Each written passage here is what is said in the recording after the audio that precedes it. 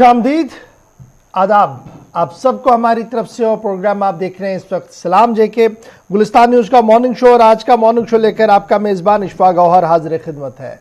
सामीन, आज के अहम तरीन मौज़ूआत में जहां हम बात न सिर्फ जम्मू कश्मीर की सियासत की करेंगे बल्कि इक़्तिसादी पैमाने पर क्या कुछ चल रहा है उस पर भी गुफ्तगू करने की कोशिश करेंगे। दिल्ली में सियासत किस रफ्तार में आगे बढ़ रही है उस पर भी गुफ्तगू करेंगे। मौसम का मिजाज भी आपको बताएंगे और सियासी नज़र से जो कल से काफ़ी गहमा गहमी है जिन मामलों पर बातचीत हो रही है उस पर भी थोड़ी सी बात करने की तज्जिया करने की कोशिश करेंगे।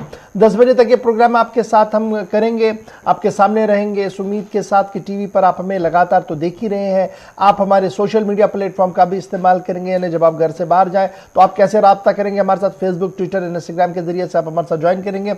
और हमारी ऑफिशियल वेबसाइट पर भी आप लॉग इन जरूर कीजिएगा, शेयर उसको कीजिएगा ताकि दुनिया भर तक जम्मू कश्मीर के हालात जो है वो सही अक्कासी हो सके। तो फिलहाल आज चूंकि 23 जनवरी है और 23 जनवरी इतवार का दिन है, आप घर में होंगे, चाय की चुस्कियां ले रहे होंगे, तो आपको जरा माजी की याद भी दिलाते हैं कि माजी में 23 जनवरी में क्या कुछ अहम तरीन वाकयात थे। क्योंकि एक लंबी फहरिस्त होती है, उस लंबी फहरिस्त में भी चंद वाकयात को लेकर हर दिन आपके सामने आते हैं आसिफ रशीद। बहुत बहुत शुक्रिया आसिफ।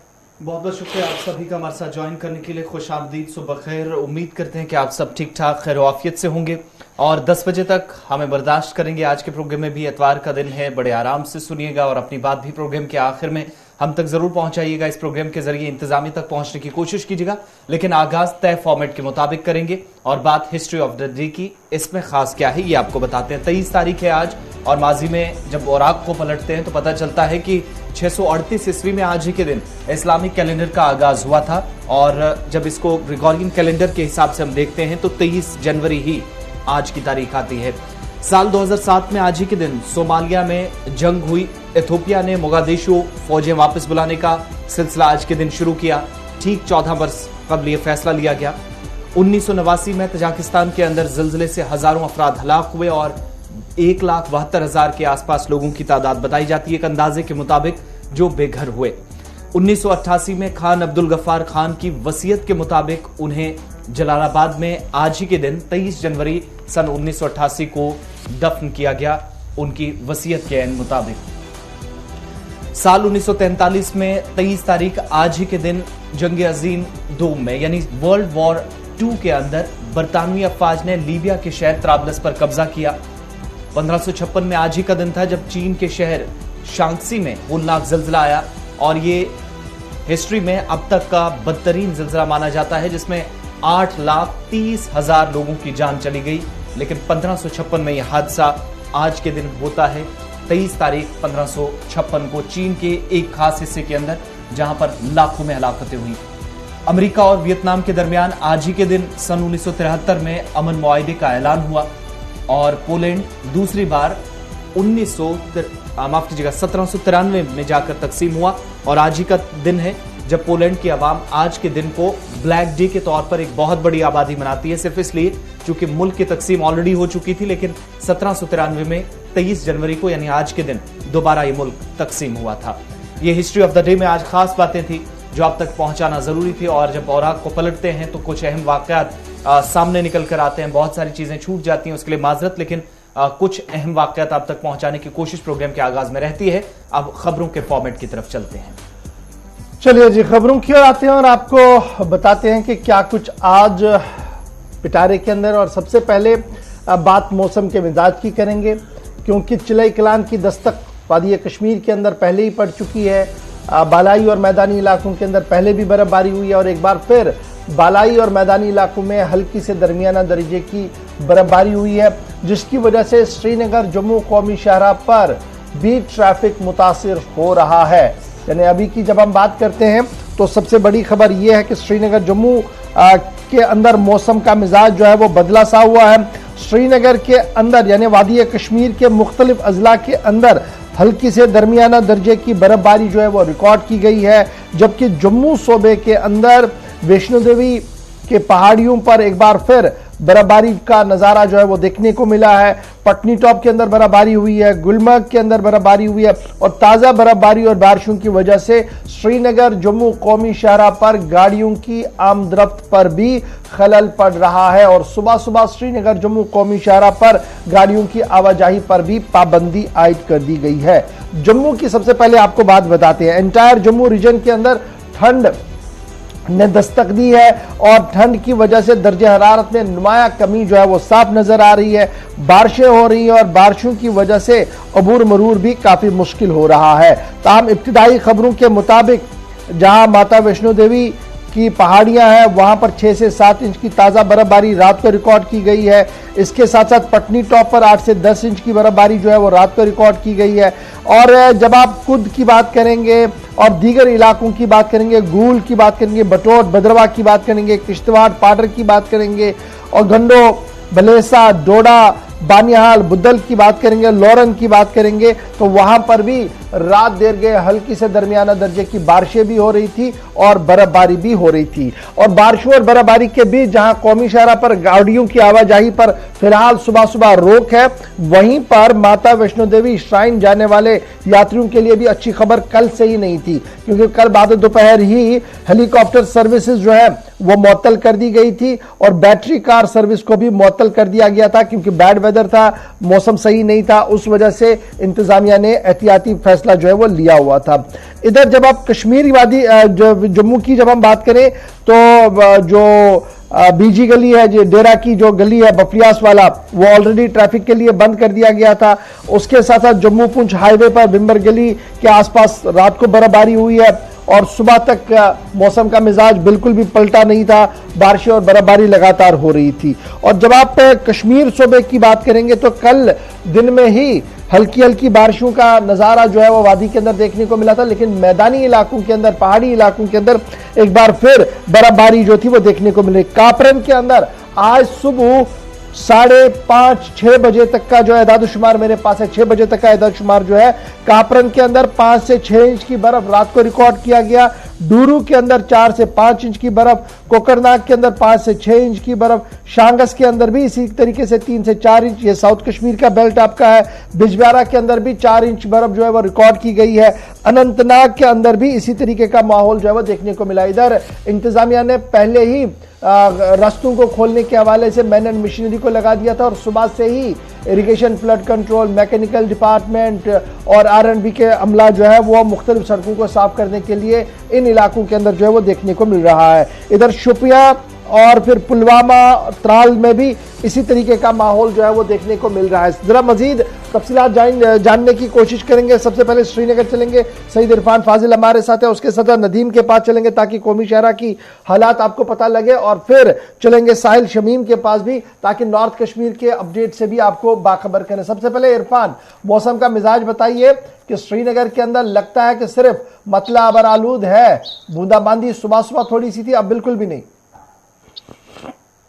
बहुत बहुत शुक्रिया गौर साहब। मैं इस वक्त बिल्कुल घर से बाहर आ चुका हूं और हल्की हल्की बर्फबारी जो है आज सुबह सुबह ही देखने को मिली है शहर श्रीनगर में। तकरीबन 4-5 बजे के करीब सुबह मॉर्निंग में ही हल्की हल्की बर्फबारी जो है वो दिखनी शुरू हो गई, जिसके साथ साथ ये हम जरूर अंदाजा लगा सकते हैं कि मेट्रोलॉजिकल डिपार्टमेंट ने बताया था कि तकरीबन आज जो है कुछ डिफरेंट सा एटमॉस्फेयर वेदर में दिखाई देगा, जिसमें खास तौर पर बाला इलाकों पर, जैसे आपने भी बताया कि अच्छी खासी बर्फबारी हुई है। अब मैदानी इलाकों में बारिशों का सिलसिला लगातार जारी था, मगर आज सुबह सुबह जो हमने देखा तो बर्फबारी भी शहर श्रीनगर में हल्की हल्की दिखनी शुरू हो गई है। इस बीच हमने अभी एविएशन, एयरपोर्ट अथॉरिटी के जो एविएशन के लोग हैं उनसे भी ये बात जाननी चाहिए कि क्या इस वक्त जो परवाजों को क्या जो हाल है, वो क्या परवाजें आ जा रही है, क्या वहां पर इस वक्त सिचुएशन क्या है। तो जब भी हमें ये पता चला है कि पोअर विजिबिलिटी और लो विजिबिलिटी की वजह से जो फ्लाइट्स है वो अभी डिले प्रोसेस में चल रही है, जबकि एक फ्लाइट यहां पर थी गो की, जिस वक्त थोड़ी सी मॉर्निंग में उनको लग रहा था कि विजिबिलिटी क्लियर है, वो यहां से रवाना हो गई है दिल्ली की तरफ। मगर जो दिल्ली से फ्लाइट्स आ रही है, जो बाहर के अलग अलग स्टेट से जो फ्लाइट्स कश्मीर आ रही है, उसके लिए अभी प्रोसेस जो है डिले चल रहा है, क्योंकि विजिबिलिटी काफी इस वक्त पोअर दिखाई दे रही है इंटरनेशनल एयरपोर्ट पे। एक चीज और भी बताइएगा, जब बर्फबारी इस वक्त चूंकि हो रही है और सुबह सुबह की तस्वीरें में हम बता रहे हैं, दिन के लिए प्रेडिक्शन क्या है मेट्रोलॉजिकल डिपार्टमेंट की?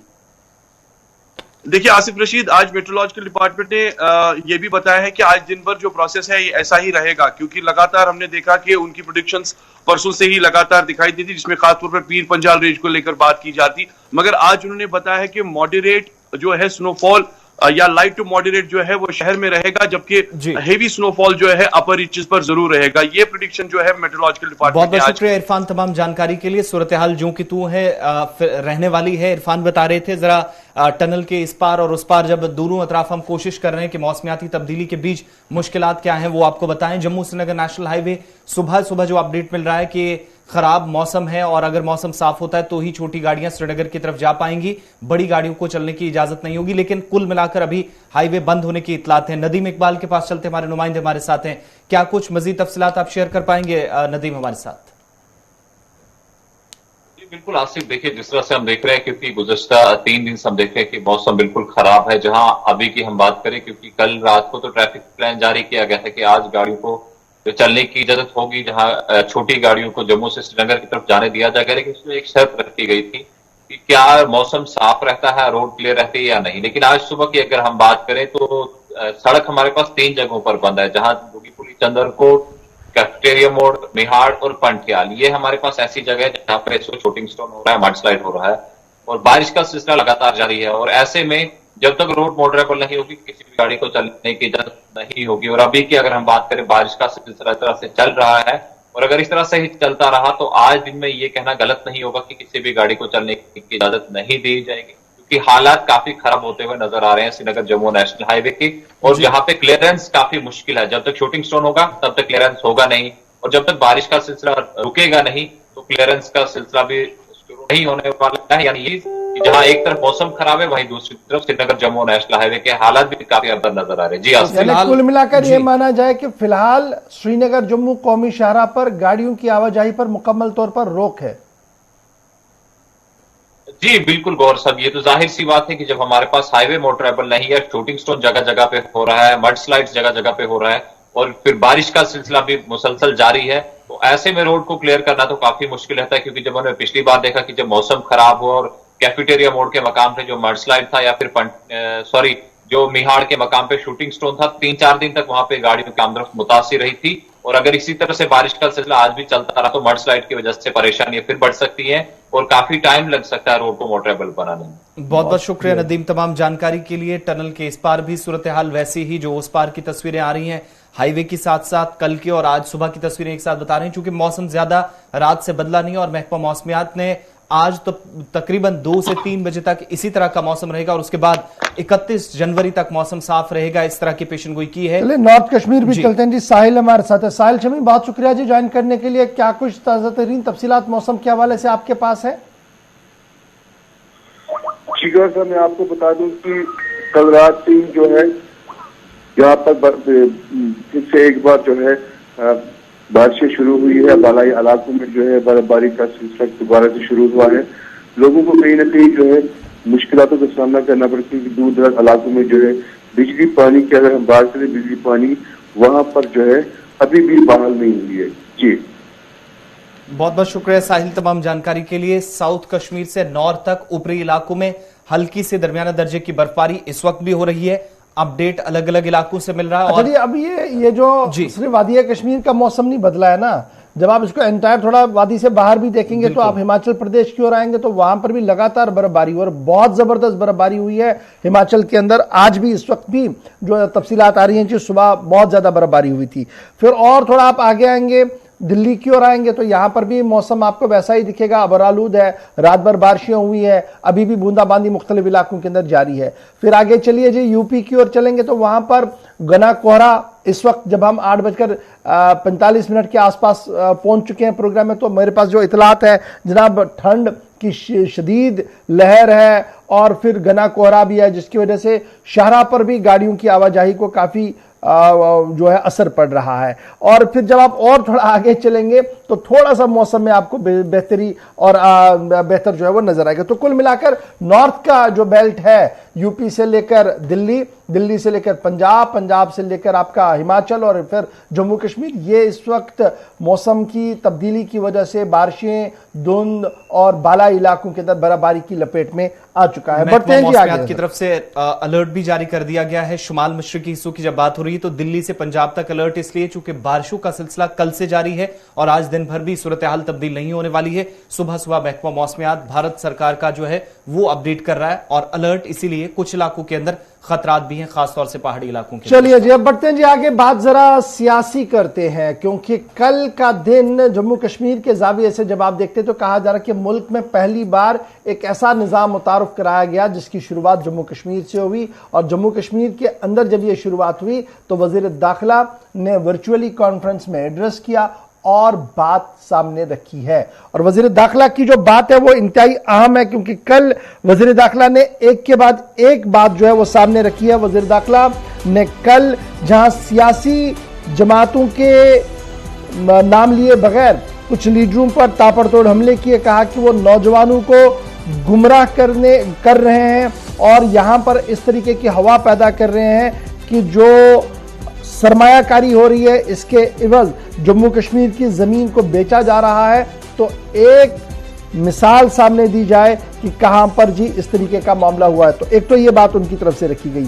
दो बातें काफी इंपॉर्टेंट जो बैक टू बैक उनकी तरफ से सामने रखी गई कि इलेक्शन होगा जम्मू कश्मीर के अंदर, लेकिन उसके पहले शर्तिया हदबंदी कमीशन का होना जरूरी है, यानी हदबंदी जो हो रही है उसकी रिपोर्ट आए, वो मंजूर हो जाए, उसके बाद चुनाव होगा और मुनासिब वक्त पर रियासत का दर्जा बहाल किया जाएगा।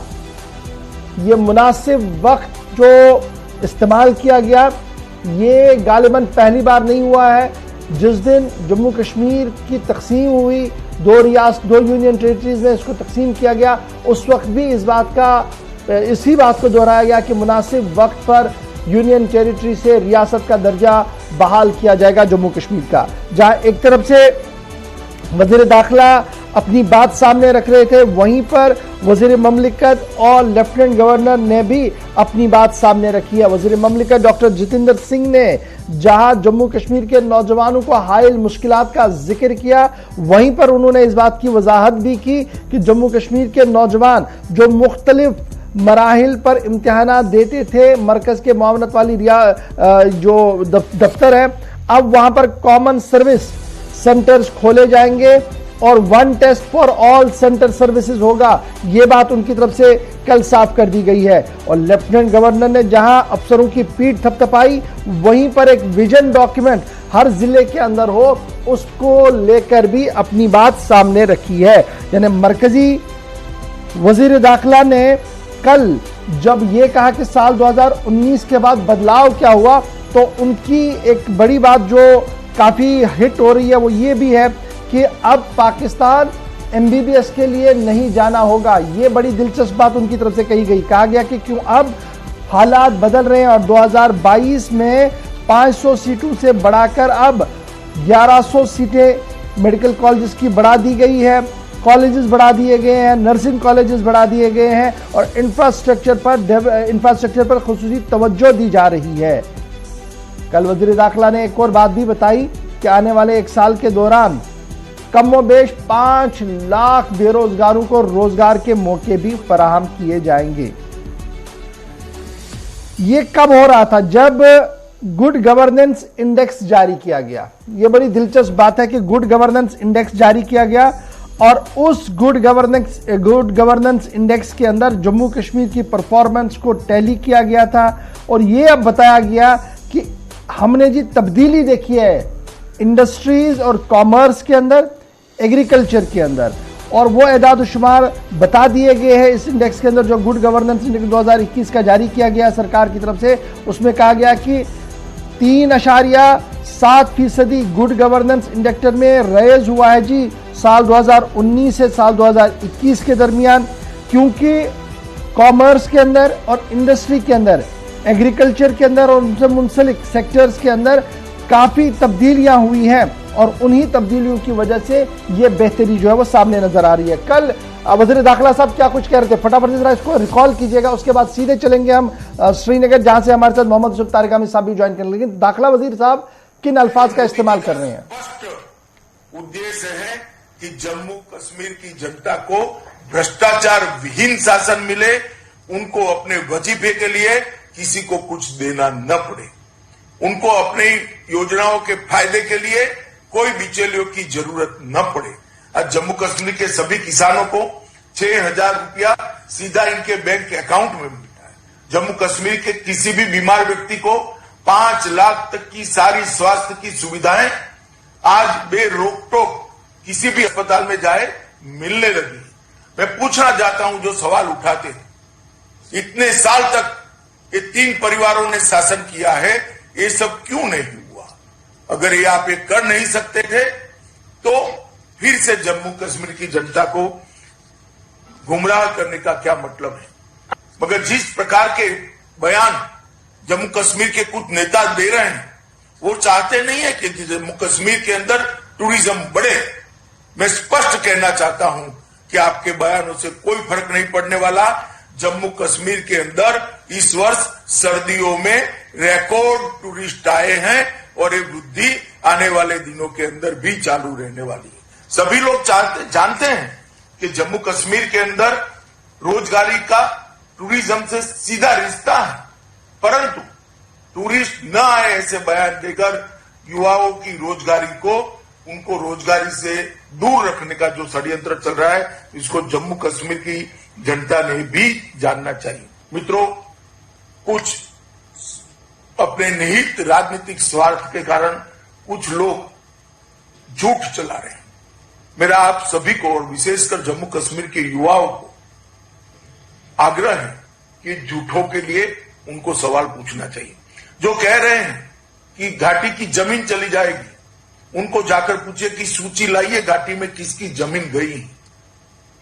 इस प्रकार के झूठों से गुमराह कर जम्मू कश्मीर के विकास को अवरुद्ध किया जा रहा है। जो कहते थे हिंसा बढ़ेगी, उनको पूछे कि हिंसा बढ़ी है या कम हुई है। इन्वेस्टमेंट आएगा ही नहीं। आज 12,000 करोड़ का इन्वेस्टमेंट आ चुका है और टूरिस्ट भी बढ़े हैं। विकास के रास्ते पर जम्मू कश्मीर चल गया है। अब मित्रों, जहां तक डेमोक्रेटिक प्रोसेस का सवाल है, डिलिमिटेशन शुरू हो चुका है। शुरू होने के बाद तुरंत ही हम चुनाव कराए जाएंगे और उसके बाद ये लोग भले कुछ भी कहे, जम्मू कश्मीर को पूर्ण राज्य का दर्जा देने के लिए भी मैंने खुद ने लोकसभा के अंदर आश्वासन दिया है कि जैसे ही स्थिति सामान्य हो जाएगी, जम्मू कश्मीर को पूर्ण राज्य का दर्जा मिलेगा। वज़ीर दाखिला साहब के चंद अल्फाज और चंद बातें आपके सामने हमने दोबारा इस वक्त प्ले कर दिया, लेकिन इस पर जरा पॉलिटिकल रिएक्शन भी देखते हैं। हमारे साथ मारूफ तजीज़ा निगार और सियासत के माहिर और साबिक रुकने पाल असेंबली मोहम्मद यूसुफ तारिगामी साहब CPIM के सीनियर लीडर भी हैं और गुपकार अलायंस के तर्जुमान भी हैं। बहुत बहुत शुक्रिया जी तारिगामी साहब ज्वाइन करने के लिए। तारिगामी साहब, जिस तरीके से कल की तकरीब हुई है और सबकी नजरें थी कि वज़ीर दाखिला साहब क्या कुछ वहां पर बयान देंगे, जो बयान सामने आया है उस पर आपका पहला रद्द-ए-अमल? देखिए, जहां तक होम मिनिस्टर साहब ने जो कल कहा, अगर आप हकाइक की रोशनी में इसका जायजा लेंगे तो साफ जाहिर होगा कि हकाइक, ग्राउंड रियलिटीज कुछ और हैं और क्लेम्स सरकार की तरफ से हस्ब दस्तूर कुछ और है। मसलन ये, जहां तक गुड गवर्नेंस का ताल्लुक है, ये एक यूनिवर्सली एक्सेप्टेड प्रिंसिपल है कि लोगों की पार्टिसिपेशन से ही गवर्नेंस में बेहतरी आ सकती है या उसी गवर्नमेंट को बेहतर समझा जा सकता है जिसमें अकाउंटेबिलिटी हो जनता के सामने through their representatives, through institution. एक एस्टैब्लिश्ड फैक्ट है। दूसरी बात, जहां तक अभी उन्होंने कहा कि गुमराह किया जा रहा है बेरोजगारी के सवाल को लेकर, मुझे ये बताइए, टूरिज्म पहले भी था ना, तब जब टूरिस्टों को जबरदस्ती गाड़ियों में होटलों से निकाला गया, यात्रा को बंद किया गया और बाहर भेज दिया गया, किसने किया? ये भी मेरा एक सवाल है, एक शहरी होने के नाते मुझे ये बताइए कि टूरिज्म का जहां तक ताल्लुक है, एक सेक्शन के लिए बहुत जरूरी है और हमेशा कश्मीर के लोगों ने, जम्मू के लोगों ने टूरिस्टों का एहतराम भी किया, खुशामद भी किया, क्योंकि उनकी रोजी रोटी का सवाल है। लेकिन टूरिज्म तब भी और आज भी हमारी इकोनॉमी का एक छोटा सा हिस्सा है, जम्मू में भी, कश्मीर में भी और लद्दाख में भी। मुझे ये बताइए कि आप क्यों ये छुपाते हैं कि आपने कहा था रोजगार मिलेगा? हमें ये बताइए आदाद शुमार, जब से इस रीजन को आपने डाउन साइज किया, यूटी में बदल दिया, डिवाइड किया, तब से लेकर आज तक रोजगार की सहूलियात जम्मू के, कश्मीर के, लद्दाख के नौजवानों को कितनी मिली, ये हमें बताइएगा। और शरह क्या है बेरोजगारी की? इंडेक्स यही बता रहा है कि जो हमारी शरह है जम्मू कश्मीर में, वो मुल्क की शरह से कहीं ज्यादा है बेरोजगारी की। इसके अलावा अभी इन्होंने फरमाया कि हम वक्त पर चुनाव करा लेंगे और वक्त पर स्टेटहुड रेस्टोर कर लेंगे। शाह साहब, एक शहरी होने के नाते आप बताइए, ये मुनासिब वक्त आएगा कब? ये इस मौसम के बारे में खबर कौन देगा हमें कि आज इसके लिए मौसम साजगार है? जब आपका वादा पार्लियामेंट में उसको पूरा किया जाएगा। 2019 का वादा है और आज 2022 है, और फिर आज अभी 26 जनवरी यौम जमहूरिया हम मना रहे हैं, आईन बना है इस रोज। मुझे ये बताइए, जम्मू कश्मीर को आप डिप्राइव क्यों करते हैं उस रूटीन हक से जो यूनियन टेरिटरीज को भी मिला है, जो स्टेट्स को भी मिला है, जो हर सतह पर मिला है? इसका जवाब तो गालिबन शाह साहब ने खुद ही बता दिया कि पहले जी हदबंदी होनी है, उसके बाद चुनाव होना और उसके बाद तीसरे मरहले पर। मैं गवर साहब उसी पर आऊंगा। जब हम प्राइम मिनिस्टर से मिले तब भी उन्होंने कहा इलेक्शन, डिलिमिटेशन, इलेक्शन और अप्रोप्रिएट टाइम पर स्टेटहुड। मैं सिर्फ ये जानना चाहता हूं कि मार्च 2020 में डिलिमिटेशन कमीशन कॉन्स्टिट्यूट हुआ। आज क्या है? आज जनवरी 2022 है।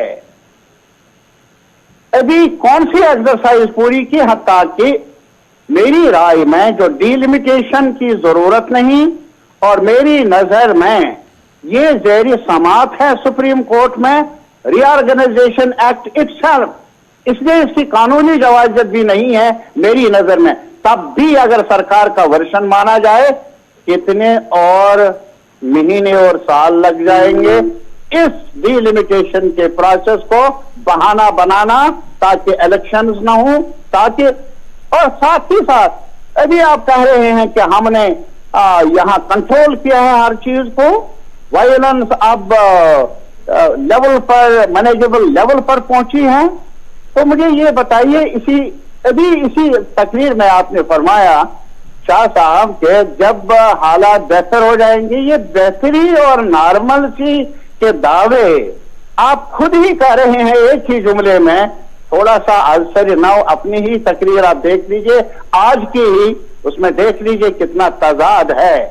क्या करना चाहते हैं आप जम्मू कश्मीर में? मेरा मशवरा है, एक शहरी होने के नाते दिल को बहलाया नहीं जाता है अब इस किस्म के नैरेटिव से। जम्मू भी नाराज, कश्मीर भी नाराज, लद्दाख भी नाराज है। और अगर आप ये चाहते हैं कि इनकी नाराजगी कोई माने नहीं रखता, तारगम साहब बड़ी इंपॉर्टेंट बात है, क्योंकि मैं टोक नहीं रहा था, मैं सुन रहा था आपकी बात को, क्योंकि आपका रिएक्शन बड़ा इंपॉर्टेंट था। वो 3 तरह का रिएक्शन था ये, लेकिन बड़ा इंपॉर्टेंट ये भी है, कल शाह साहब ये भी फरमा रहे थे कि जनाब ये तो जो नैरेटिव पैदा करने की कोशिश की जा रही है, नौजवानों को गुमराह करने की कोशिश की जा रही है, असल हकायक से दूर रखने की कोशिश की जा रही है, तो अब हमें उसकी ज्यादा कोई परवाह नहीं है जी। वो चीखते रहे, उनके पेट में दर्द होता है, होते रहे, हमने अपने मिशन पे काम करना और वी आर ऑन इट। तो क्या मैं ये समझूं कि रियासी जो सियासी जमातें लगातार नारे बातें कह रही थी, मरकजी हुकूमत उसको नजरअंदाज करते हुए अपने मिशन को आगे बढ़ा रही है? मैं एक चीज, गवर्नर साहब मुझे कुछ सेकंड दे दीजिए। जी हेलो, जी जी जी जी जी बताएं, आवाज मैं सिर्फ ये जानना चाहूंगा क्या मिशन है? पर्दा उठाइए ना शाह साहब, मुल्क को बताइए। अगर इलेक्शन नहीं, डिलिमिटेशन का सिलसिला सुस्त रफ्तारी से काम करे, और अगर स्टेटहुड में अभी मौसम साजगार नहीं, फिर जम्मू कश्मीर के बारे में आपके पास नक्शा क्या है मुल्क के सामने रखिए। अभी पार्लियामेंट का सेशन आने वाला है, ये नक्शा रख लीजिए वहां। और मैं तो हैरान हूं, अभी इन्होंने कहा कि पहले 87 असेंबली मेंबर थे, 3 घराने थे, 6 पार्लियामेंट मेंबर थे, अब तो 3000 नुमाइंदे। अरे साहब, पंचायत मेंबर को आप असेंबली का मेंबर, तो फिर आप पता नहीं, डर मुझे लगता है कभी आप मुल्क को भी इसी खाके में ना डाले, इसी सांचे में ना डाले। लेकिन मुझे पूरा यकीन है ये आपके बस की बात नहीं। मेरा वतन, मेरे लोग पूरे हिंदुस्तान में जाग रहे हैं, समझ रहे हैं। चलिए, बहुत बहुत शुक्रिया जी मोहम्मद यूसुफ तारगमी साहब। ये तो जनाब क्योंकि गुपकार एलायंस के तर्जुमान भी है, CPIM के सीनियर लीडर भी है, तज्ज़िया निगार भी है, इसलिए इस बात को समझना था कि ये सियासी नुक्ते नज़र से किस तरीके से सियासी जमातें इसको देख रही हैं। लेकिन कल ही वज़ीर दाखिला ने कहा कि बयानात आते रहते हैं, जाते रहते हैं, लेकिन जो मिशन जम्मू कश्मीर है उसे वो पाए तकमील तक पहुंचाते रहेंगे। सवाल ये है कि इस मिशन के अंदर और क्या क्या है जो पूछ रहे हैं जो सियासी जमातें, और स्पेशली तारगमी साहब ने जो सवाल पूछा। यहाँ पर छोटे से ब्रेक के लिए रुक रहे हैं जी, ब्रेक के उस पार आएंगे तो आपको जरा बताएंगे कि सूरत हाल क्या कुछ है, वज़ीर आज़म साहब ने कल क्या कुछ किया है, सयाहत के हवाले से क्या कुछ अहम तरीन खबर है, और जिला बड़गाम के लिए अच्छी खबर क्या कुछ है। थोड़ी देर में ग्राउंड जीरो पर हमारे नुमाइंदे ज्वाइन करेंगे, आपको बताएंगे कि बैक टू बैक ये सारी खबरें, लेकिन छोटे से तिजारती वक्फे के फौरन बाद।